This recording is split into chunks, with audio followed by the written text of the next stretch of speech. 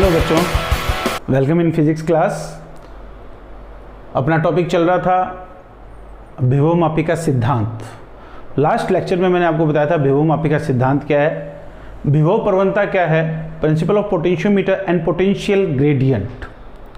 आज अपन डिस्कस करेंगे, आज के इस लेक्चर नंबर 4 में अपन डिस्कस करेंगे एप्लीकेशन ऑफ पोटेंशियोमीटर, विभवमापी के अनुप्रयोग। जो पहला अनुप्रयोग है आपका वो है by using potentiometer do the comparison of EMF of two primary cells। विभवमापी की सहायता से दो प्राथमिक सेलों के विद्युत वाहक बलों की तुलना करना। ये आपका प्रैक्टिकल भी है, प्रैक्टिकल वर्क में भी ये आपको एक्सपेरिमेंट करना है। फर्स्ट आपका प्रैक्टिकल है क्या, दो प्राथमिक सेलों के विद्युत वाहक बलों की तुलना करना। सबसे पहले बात आती है इसमें सर्किट डायग्राम की, परिपथ चित्र की। परिपथ चित्र आपको याद रखना है। परिपथ चित्र का कोई भी एप्लीकेशन है, कोई भी अनुप्रयोग है, एक पार्ट जो वो सब में कॉमन रहेगा, that is its primary circuit, primary part. कि विभवमापी के तार ए बी के साथ एक बैटरी, कुंजी, धारा नियंत्रक जोड़कर प्राथमिक परिपथ तैयार करते हैं। With a potentiometer wire A B, a battery key and rheostat connected and prepare primary circuit. द्वितीयक परिपथ में, सेकेंडरी सर्किट में जिन दो सेलों के विद्युत वाहक बलों की तुलना करनी है, उन दोनों सेलों के धन विभव के सिरों को उच्च विभव बिंदु ए से और दोनों के ऋण सिरों को द्विमार्गी कुंजी के टर्मिनल एक्स और वाई से जोड़ते हैं। मध्य टर्मिनल जेड से धारामापी को और धारामापी को विसर्पी कुंजी जे से जोड़ते हैं। In the secondary circuit, the positive terminals of both the cells are connected with the high potential point A, and negative terminals of both the cells are connected with two-way key at X and Y. At mid terminal of two-way key Z connected with galvanometer, and galvanometer is connected with jockey J. This is the construction, ये बनावट है, कोशिश करना अपनी language में लिखनी है। फिर मैं रिपीट कर रहा हूं कि विभवमापी के तार ए बी के साथ बैटरी, कुंजी, धारा नियंत्रक जोड़कर प्राथमिक परिपथ तैयार करते हैं। We prepare primary circuit by connecting battery key and rheostat with potentiometer wire A B. द्वितीयक परिपथ में जिन दो सेलों के विद्युत वाहक बलों की तुलना करनी है, उनके धन सिरों को उच्च विभव के बिंदु ए से और ऋण सिरों को द्विमार्गी कुंजी के टर्मिनल एक्स और वाई से जोड़ते हैं। मध्य टर्मिनल जेड से धारामापी और धारामापी को विसर्पी कुंजी जे से जोड़ते हैं। बात करते हैं द्विमार्गी कुंजी, टू वे की का मतलब है इसमें दो प्लग होंगे और तीन टर्मिनल्स होंगे, एक्स वाई जेड, कुछ भी नाम दे सकते हैं, 1 2 3। मैंने यहां पर दिया है दो terminals X Y, mid terminal को Z. This is a two way key. अब बात करते हैं इसकी वर्किंग की, इसकी कार्यविधि की है क्या। सर्वप्रथम पहला पॉइंट हम क्या लिखेंगे इसमें, सर्वप्रथम अपन प्राथमिक परिपथ में जो कुंजी के है इसको जोड़ते हैं। First of all we connect the key K in primary circuit. जैसे इस कुंजी के को जोड़ेंगे, परिपथ में क्या फ्लो होगी, करंट फ्लो होगी, धारा प्रवाहित होने लगेगी। तथा द्वितीयक परिपथ में टर्मिनल एक्स और जेड को जोड़ देते हैं। जैसे टर्मिनल एक्स और जेड को जोड़ेंगे, कौन सा सेल परिपथ में आ जाएगा, सेल E1 परिपथ में आ जाएगा। वाई और जेड ओपन है, यानी यहां कोई भी प्लग जुड़ा हुआ नहीं है। कौन सा प्लग जुड़ा हुआ है, एक्स और जेड के बीच में प्लग जुड़ा हुआ है, तो कौन सा सेल परिपथ में आ जाएगा, सेल E1। अब जॉकी को, विसर्पी कुंजी को तार के ऐसे बिंदु पर स्पर्श कराते हैं जहां पर इन दोनों के कारण जो वोल्टता पतन है वो क्या हो, सेम। उस बिंदु को क्या कहते हैं, संतुलन बिंदु। माना सेल E1 के लिए सिरे ए से ये जो संतुलन बिंदु है, इसकी संतुलन लंबाई प्राप्त होती है कितनी, L1। मैं फिर रिपीट कर रहा हूं, कुंजी के को जोड़ते हैं और द्विमार्गी कुंजी के टर्मिनल एक्स और जेड को जोड़ते हैं। एक्स और जेड को जोड़ते ही सेल E1 परिपथ में आ जाएगा। तब सेल E1 के लिए विसर्पी कुंजी की सहायता से यदि सिरे ए से संतुलन लंबाई L1 प्राप्त होती है, तो विभवमापी का सिद्धांत क्या कहता है, क्या विभवमापी के सिद्धांत से, विभवमापी के सिद्धांत से, यहां पे मैं लिख रहा हूं क्या, प्राथमिक परिपथ में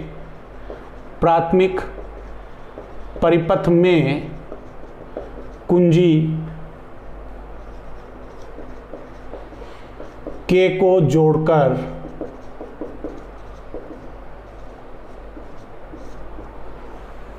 द्वितीयक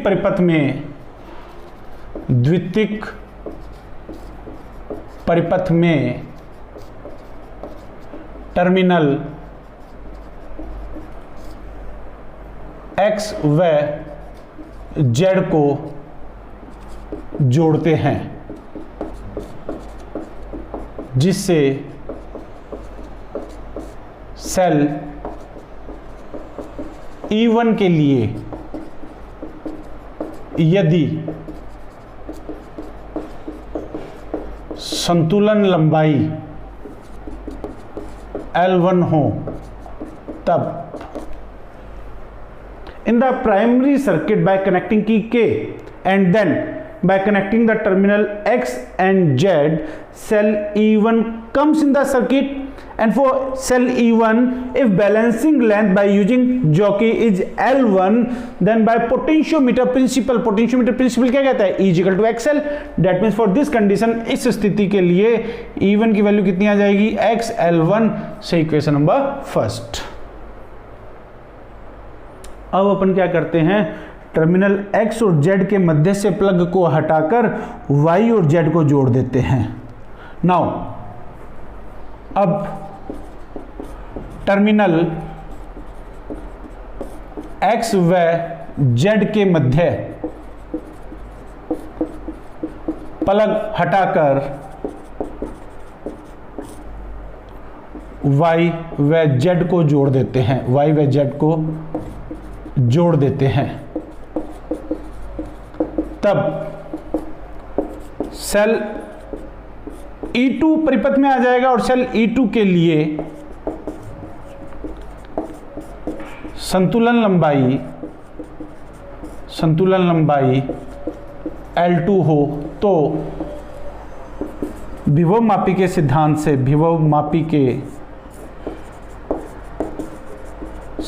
से ये आपके पास आ जाएगा E2 is equal to XL2, equation number second. Now by removing the plug between X and Z, we connect the plug between Y and Z. Due to that, cell E2 comes in the circuit, and for cell E2, if balancing length by using jockey J is L2, then by using potentiometer principle E2 is equal to XL2. कुछ भी नहीं करना, वही step लिख रहा हूँ यहाँ पर, थ्योरी भी आपको इतनी ही बतानी है. नाउ अब हमें कंपैरिजन करना है, अब हमें तुलना करनी है, तो अपन लिखेंगे समीकरण 1 व 2 से E1 upon E2 is equal to XL1 upon XL2, X से X cancel, result is E1 बट्टा E2 is equal to L1 upon L2. इस सूत्र की सहायता से अपन क्या कर देते हैं, तुलना कर देते हैं. प्रैक्टिकल में भी हमें यही करना है. सेल E1 के लिए संतुलन लंबाई L1 ज्ञात करनी है, पहला सेट. सेल E2 के लिए संतुलन लंबाई L2 ज्ञात करनी है. ये एक सेट ले लेंगे और कंपेयर कर देंगे E1 बटा E2 से. फिर रियोस्टेट से धारा नियंत्रक से थोड़ी सी पोजीशन चेंज करके वापस L1 L2 लेंगे, सेकंड सेट. इस तरह से 6 सेट हमें वहाँ पर कैलकुलेट करने हैं. ये आपका प्रैक्टिकल और ये आपको थ्योरी के रूप में इतना ही पॉइंट लिखना है. सबसे इंपॉर्टेंट बात है, इसका सर्किट डायग्राम याद रखना है. धारा की दिशा प्राइमरी में दिखा दें, सेकेंडरी में जहां भी प्लग को जुड़ा हुआ दिखाएं चित्र में, वहां करंट की डायरेक्शन को शो कर दें, धारा की दिशा को शो कर दें. ये आपका पहला अनुप्रयोग है जिसमें अपन ने विभव मापी की सहायता से क्या किया है, 2 प्राथमिक सेलों के विद्युत वाहक बलों की तुलना की है. सेकंड अपन बात करते हैं विभव मापी की सहायता से प्राथमिक सेल का आंतरिक प्रतिरोध ज्ञात करना. जो सेकंड पॉइंट है, determination of the internal resistance of primary cell by using potentiometer. In applications में कुछ भी नहीं करना है, थोड़ा सा रट्टाफिकेशन बेस्ड पार्ट है. रट्टाफिकेशन based part means circuit diagram आपको याद रखना है. अपन लिखेंगे विभव मापी की सहायता से प्राथमिक सेल का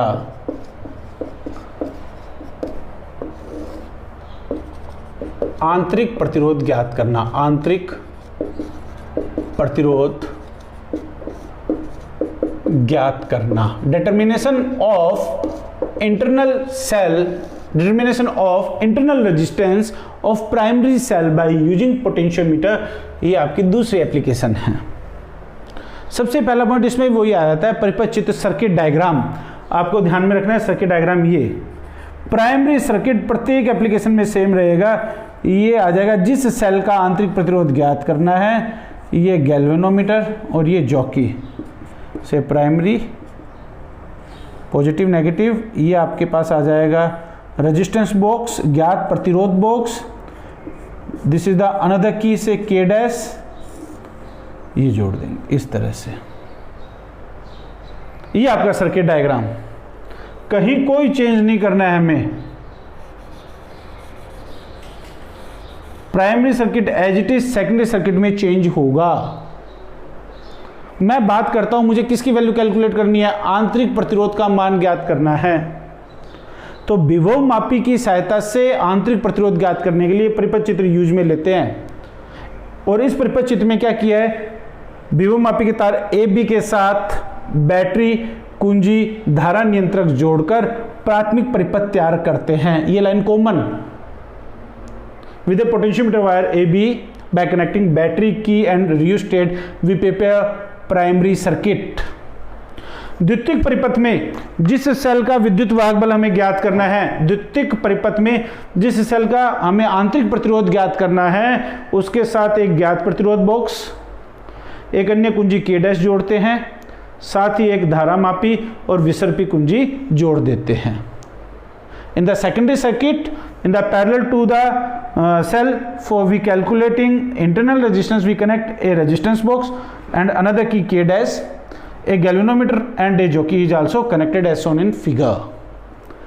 बात अपन करें क्या, प्राथमिक सेल का आंतरिक प्रतिरोध हम बात कर रहे हैं।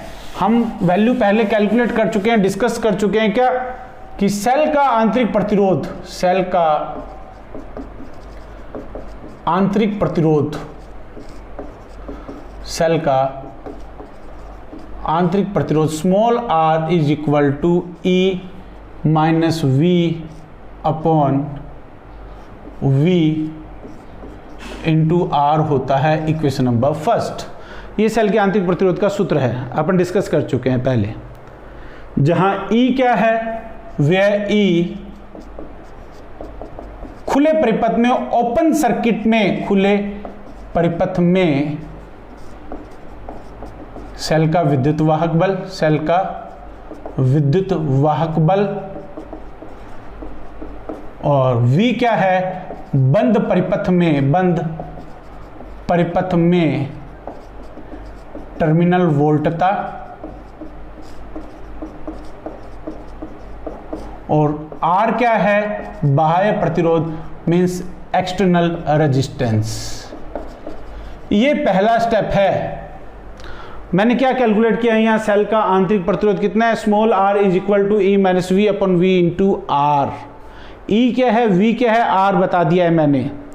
अब अपन बात करें परिपथ की। सर्वप्रथम क्या करेंगे, प्राथमिक परिपथ में कुंजी K को जोड़ेंगे, इस कुंजी K को जोड़ देंगे, लेकिन इस कुंजी K डैश को, प्लग को नहीं जोड़ेंगे, जिससे ये जो सेल है वो किस परिपथ में रहेगा, खुले परिपथ में रहेगा, ओपन सर्किट में रहेगा।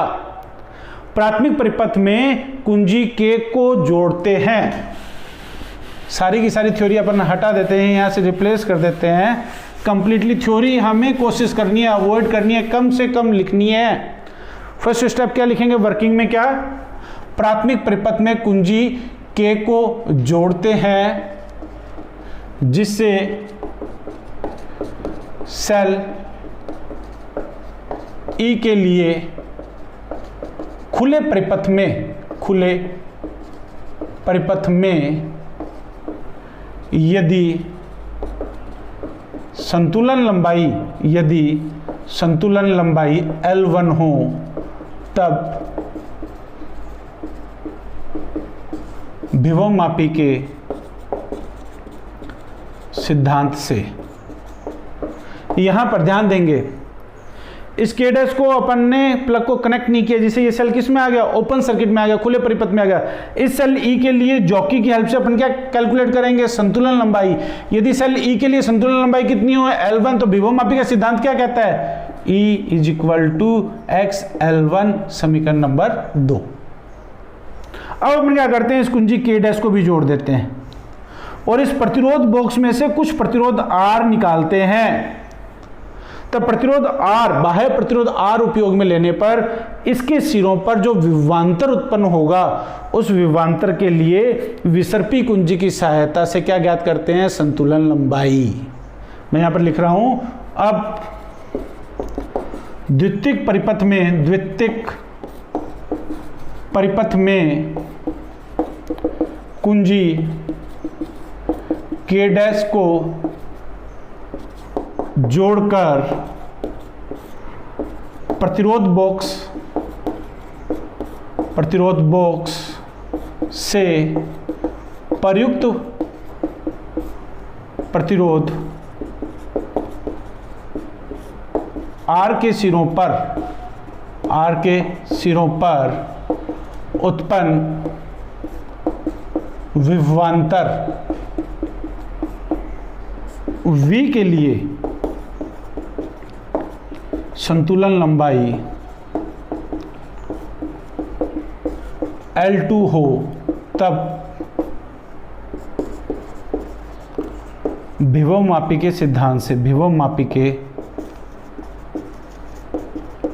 सिद्धांत से ये आ जाएगा V is equal to XL2, equation number 3। By connecting this key K dash, by connecting K dash, if we use resistance R through this resistance box, then if potential difference across this resistance R is V, and then for this potential difference by using jockey, if the balancing length is L2, then by the potentiometer principle say V is equal to XL2। ये आपके पास E की value, ये आपके पास V की value क्या करेंगे, equation number 1 में put कर देंगे से बाय इक्वेशन फर्स्ट,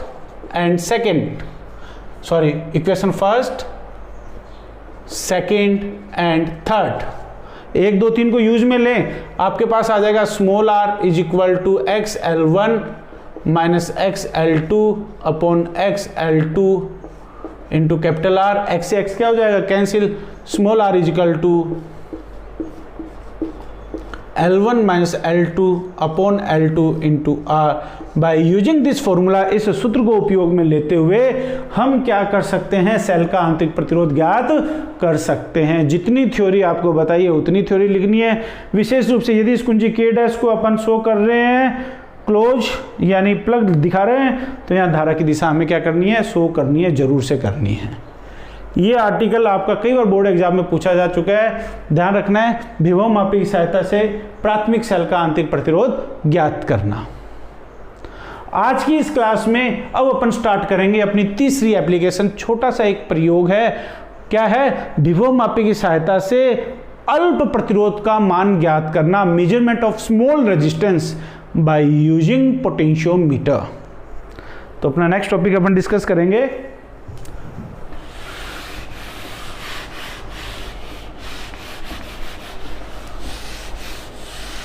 विभव मापी की सहायता से अल्प प्रतिरोध का मापन करना, measurement of small resistance bye using potentiometer.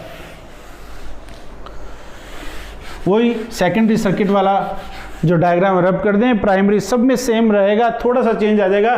विभव मापी की सहायता से अल्प प्रतिरोध का मापन, measurement of small resistance by using potentiometer।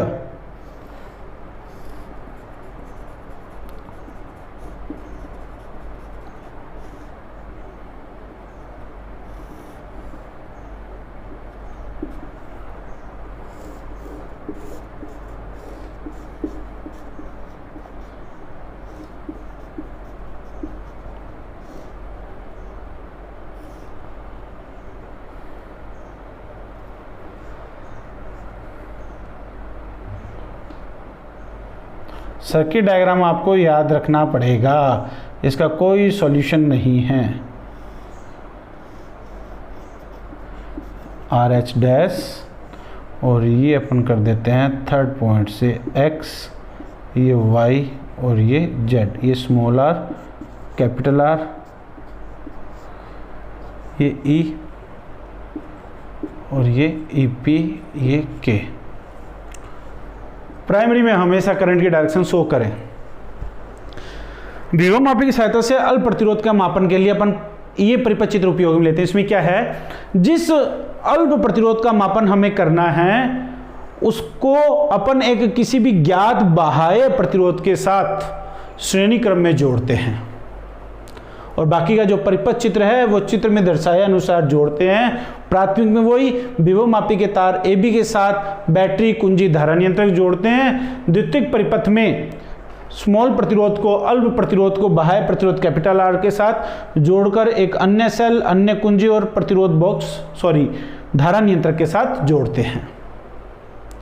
अपन बात करते हैं इसकी वर्किंग की, इसकी कार्यविधि की। कुछ भी नहीं है, सेम वही बात। क्या, सर्वप्रथम प्राथमिक परिपथ में कुंजी के को जोड़ते हैं तथा कुंजी के डैश को जोड़कर टर्मिनल एक्स व जेड के मध्य, टर्मिनल एक्स व जेड के मध्य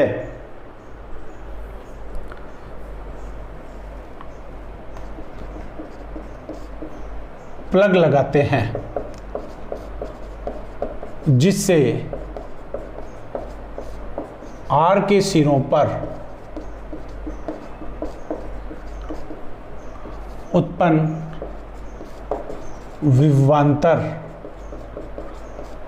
V के लिए यदि संतुलन लंबाई L1 हो तब विभव मापी के सिद्धांत से बच्चों कुछ भी नहीं है, बिल्कुल सिंपल सी बात है। सर्किट डायग्राम आपको याद रखना है। सबसे पहले इस कुंजी को कनेक्ट किया, इस की को कनेक्ट किया, की के 2 को भी कनेक्ट कर दिया। अब क्या करते हैं, टर्मिनल X और Z को जोड़ते हैं। जैसे ही X और Z को जोड़ेंगे, कौन सा प्रतिरोध R के सिरों पर क्या उत्पन्न होगा, पोटेंशियल ड्रॉप, विभवांतर उत्पन्न होगा। ये स्मॉल r ओपन सर्किट में है क्योंकि Y और Z ओपन है, तो इस प्रतिरोध R के सिरों पर जो वोल्टता है, जो विभवांतर है, वो कितना लिया है, V। इस V के लिए विसर्पी कुंजी की सहायता से संतुलन लंबाई कितनी है, L1। विभवांतर V के लिए संतुलन लंबाई L1 है, तो विभव मापी का सिद्धांत क्या कहता है, V is equal to XL1, equation number 1। परंतु यदि इससे प्रवाहित धारा कितनी हो, I, परंतु यदि प्रवाहित धारा I हो तब V की वैल्यू कितनी आ जाएगी, प्रतिरोध कितना है R, V is equal to IR, 1 व 2 से IR इज इक्वल टू आ जाएगा XL1, इक्वेशन नंबर 3। नेक्स्ट, अब क्या करते हैं, X और Z में से प्लग को हटाकर Y और Z को जोड़ देते हैं। जैसे ही Y और Z को जोड़ेंगे, दोनों के दोनों प्रतिरोध क्या आ जाएंगे, परिपथ में आ जाएंगे। दोनों किस क्रम में, श्रेणी क्रम में। दोनों के सिरों पर उत्पन्न विभवांतर के लिए संतुलन लंबाई ज्ञात करते हैं। वो यदि L2 हो तो वो विभव मापी का सिद्धांत क्या करेंगे, अब X व Z के मध्य प्लग हटाकर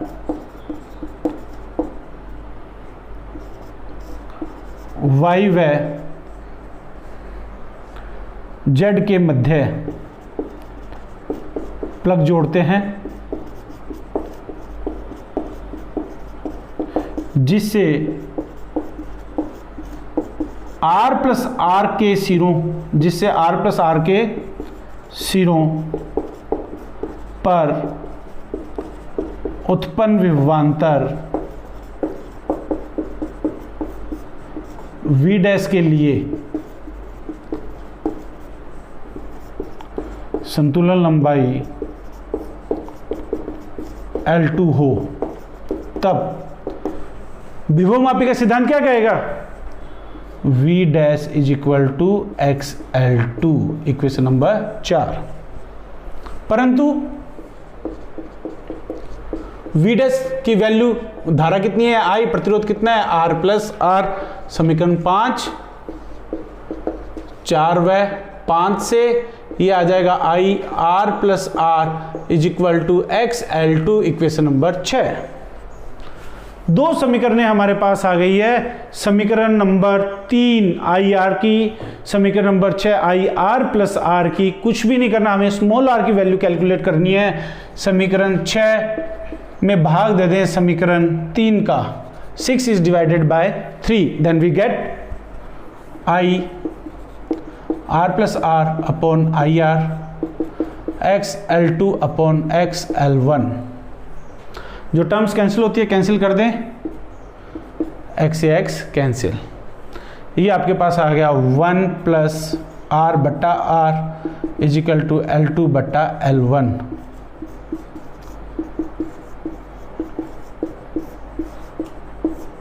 वन उधर ले जाएंगे, माइनस में L1 लघुत्तम लिया, इससे स्मॉल r की वैल्यू आपके पास आ जाएगी L2 माइनस L1 बट्टा L1 इंटू कैपिटल R।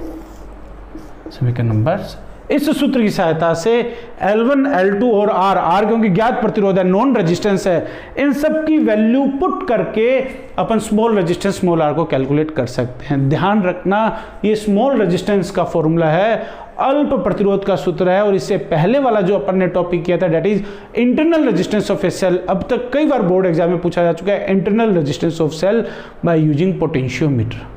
तो बच्चों, आज की इस क्लास में मैंने आपको 3 पॉइंट बताए हैं, 3 एप्लीकेशन बताई है।